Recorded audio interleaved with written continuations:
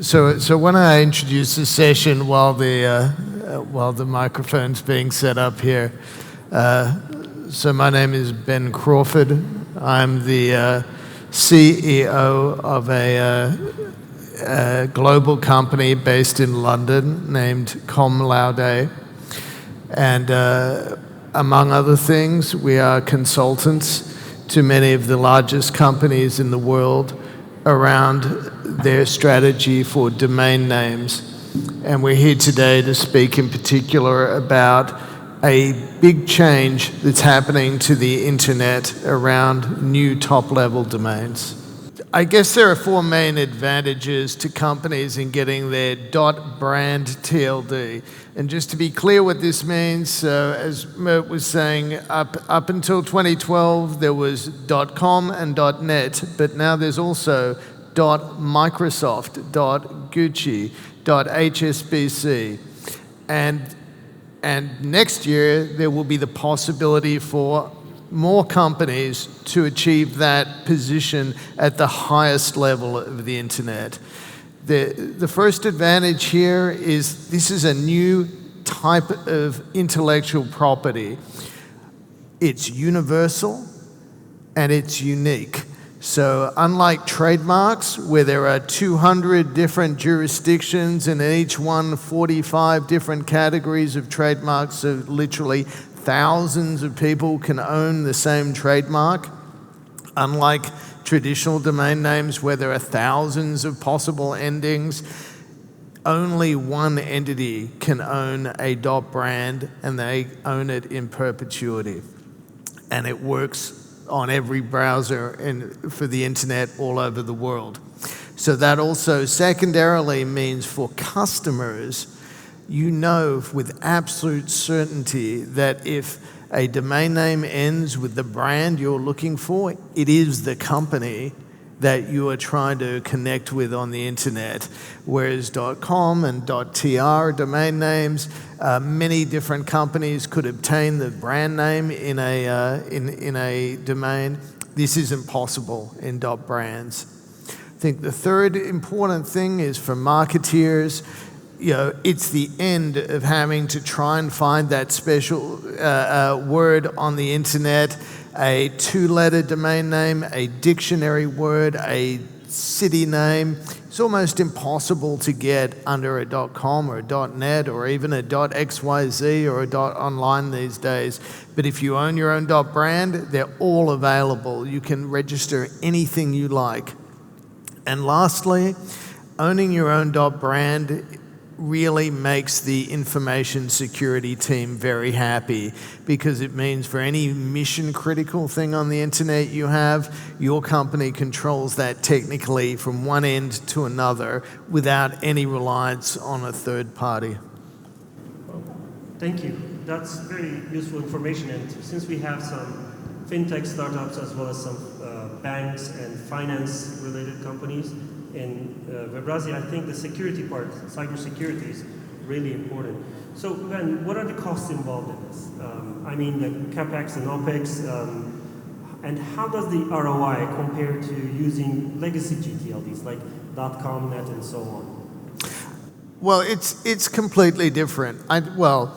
To give you an example, though, I have worked with companies before who've spent over $1 million to get the .com domain name that they need that matches their company name, and it's much less than that. So all up to obtain your .brand top-level domain name, you would need to probably budget for about $350,000 all up, including the fees to ICANN, the costs, the consultancy costs, the costs of putting the application together, and then the holding costs once you have it would be in the region of $75,000 to $100,000 a year, depending on how much work you put into it, which involves, on the one hand, the fees to ICANN, and on the other hand, the technical fees and so on. So it's not for small businesses, it's for companies that are serious about their intellectual property, their security, and their footprint on the internet. So there's also the success of TLD and it's different probably for different TLDs. For brands, it's probably a different way. What are the success stories that you already have with your customers? And let's talk about the ROI of it. What success metrics actually is the return of this investment that they do? Sure. Well, I mean, a number of, I won't just talk about our customers, but let's talk about some really good examples. So particularly financial institutions. So I'm thinking of companies like BNP Paribas, like a Barclays Bank and so on, immediately move towards using the .BNP Paribas, for instance, simply because of the security and certainty among all customers to know if you get a email from a domain name that ends .BNP Paribas, it's from your bank. It's not from one of the hundreds of fraudsters and scam artists that are using the internet at the moment. Companies like Microsoft use cloud.microsoft as the home for Office 365, an incredibly successful online product suite. Google uses it, for instance, for some of its products, for some of its services. There are examples of automotive companies that are using their top-level domain name for all of the dealerships. Companies like Zara and Philips also use it for URL shorteners instead of like Bitly, for example, which actually uses the country code from Libya. They don't want to do that. They want to use their .Zara or their .Philips. So all of these usages are substitutes for things which are more risky, which are not satisfactory for companies of that scale. Thank you. And there's a program, next round, coming up in April 2026, as we said at the beginning. So I wonder what the applicants, if I'm thinking of having my company, my own .something, what do I need to do to prepare right now for April? Sure. Well, the companies that we're dealing with today, the way that they should start is simply do a feasibility study.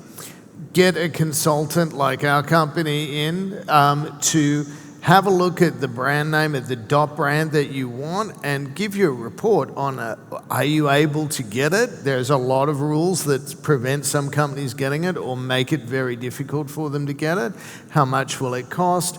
Help consult with your internal stakeholders and come up with a document which will either be a good argument for getting the .brand or for not getting it. What we found in the last round is many people heard from their CEO, heard from their board when their competitors got the .brand and they didn't. And it was like, why on earth didn't you do that? Others applied for it and then didn't find the support internally. So that's always the best start, is essentially to get a foundational document that helps you build your business case internally. Thank you, and we started a little bit late, but I have one last question to ask. We're out of time, but can you explain shortly why would anyone thinking of becoming an applicant for a TLD for the end of the dot, why should they work with cum laude? Or do they have to? No, well, it's not compulsory. It's for a few reasons. I think we recently acquired another company called Fairwinds, and between cum laude and Fairwinds, in the 2012 round, the last round of new top-level domain names, we applied on behalf of large companies for over 250, far more than any other company in the world, and with a 100% success rate. We've come up with a very low-cost way to start, to learn, to decide whether you want to get a new top-level domain name. We're a global company. We would love to meet with you and talk to anybody that has some interest in this, and we can help you decide whether this is something for you or not. All right. I think you're at the end of time, and he's there, so thank you. Thank you, Ben. Thank you, Mert. Thank you very much, everybody.